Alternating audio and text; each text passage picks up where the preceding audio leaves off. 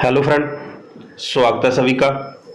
आज 23 मार्च बात करते हैं Nifty, bank Nifty, HDFC bank और रिलायंस इंडस्ट्री में क्या क्या सपोर्ट रेजिस्टेंस रहने वाले हैं, कैसे आप उसको ट्रेडिंग कर सकते हो।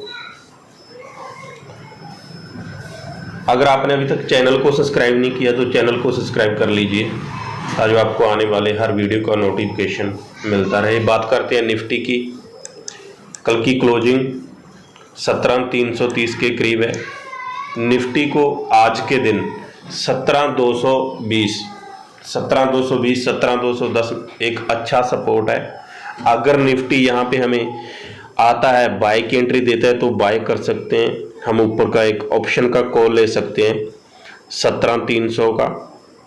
तो जो हमारे ऊपर के टारगेट बनते हैं वो बनते हैं 17,424। आज का हमारा पहला टारगेट है 17,460, 17,516।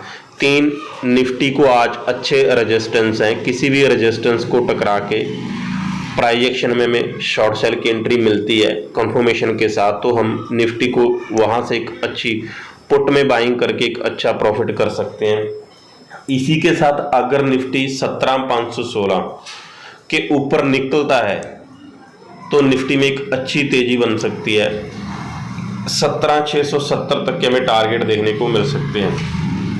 17,516 के ऊपर निफ्टी को फ्यूचर को या फिर ऑप्शन में शॉर्ट सेलिंग की तरफ मत देखना, वहां से एक अच्छी तेजी बनती है। और बात करते हैं नीचे सपोर्ट की। पहला सपोर्ट तो बन रहा है 17,220, 17,200, 17,171, 17,116। तीन अच्छे सपोर्ट हैं। अगर निफ्टी नीचे आता है, ऊपर से हमें शॉर्ट सेल की एंट्री देता है तो हमारे नीचे के सभी टारगेट ओपन हो जाएंगे। इसी के साथ अगर 17,116 एक अच्छा सपोर्ट आज के लिए, और डाउन साइड अगर निफ्टी इसके नीचे जाता है, रुकता है, तो निफ्टी में एक अच्छी गिरावट देखने को मिल सकती है। 17,964 के हमें टारगेट देखने को मिल सकते हैं। और उसके बाद बात करते हैं बैंक निफ्टी। बैंक निफ्टी में आज के दिन क्या क्या सपोर्ट रेजिस्टेंस हैं।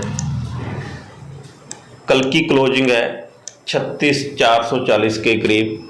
बैंक निफ्टी को नीचे जो पहला सपोर्ट निकल के आ रहा है 36,065 के करीब एक अच्छा सपोर्ट है। यहाँ पे बैंक निफ्टी ओपन होता है, गैप डाउन ओपन होता है, तो हम बाय की एंट्री ले सकते हैं। हमारे ऊपर के टारगेट 36,699, 36,810 और 36,994।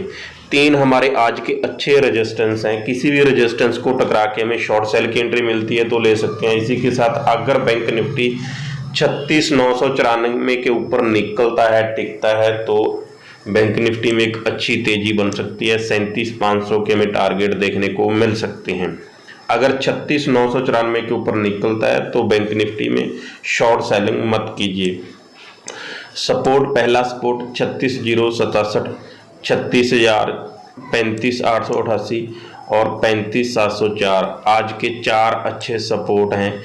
किसी भी सपोर्ट पे हमें बाय की एंट्री मिलती है तो बाय कर सकते हैं। इसी के साथ अगर बैंक निफ्टी 35,700 लेवल ध्यान में रखना, इसको ब्रेक करता है तो बैंक निफ्टी में एक अच्छी तेजी गिरावट देखने को मिल सकती है। 35,200 के हमें टारगेट देखने को मिल सकते हैं। ध्यान से ट्रेडिंग कीजिए। छोटा एसएल बनता है तो ही ट्रेडिंग कीजिए, बड़ा एसएल बनता है तो अवॉइड कीजिए। और इसके बाद बात करते हैं हम रिलायंस इंडस्ट्री की।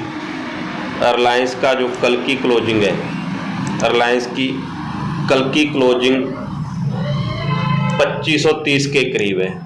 रिलायंस को आज के दिन 2500 एक अच्छा सपोर्ट है।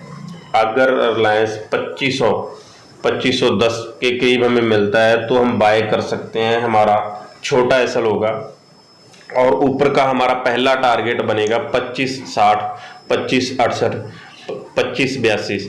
तीन अच्छे रेजिस्टेंस हैं। किसी भी रेजिस्टेंस को टकरा के हमें शॉर्ट सेल की एंट्री मिलती है तो शॉर्ट सेल कर सकते हैं। इसी के साथ अगर रिलायंस 2582 के ऊपर निकलता है, टिकता है, तो हमें एक अच्छी तेजी देखने को मिल सकती है।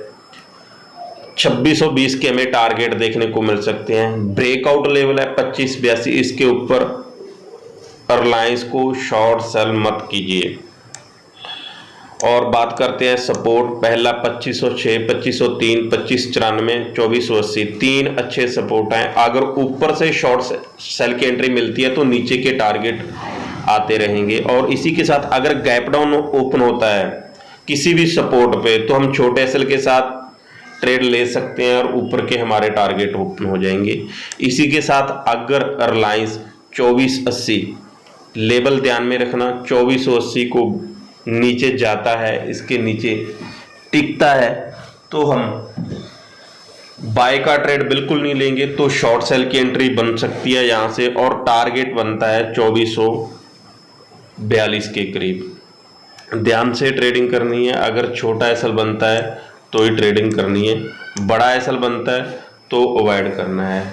सपोर्ट पे ही हमने ट्रेड लेना है और रेजिस्टेंस पे ही हमने बेचना है या सेलिंग करनी है।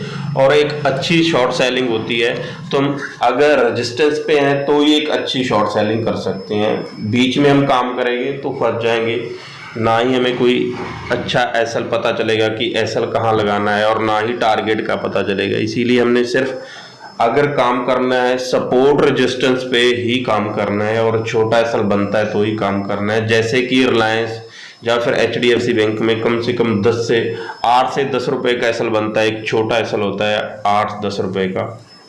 एसएल बनने को तो 2-3 रुपए का बन जाता है, लेकिन 8 से 10 रुपए का एसएल बनता है तो ही हमने ट्रेड लेना है। बड़ा एसएल बनता है तो अवॉइड करना है।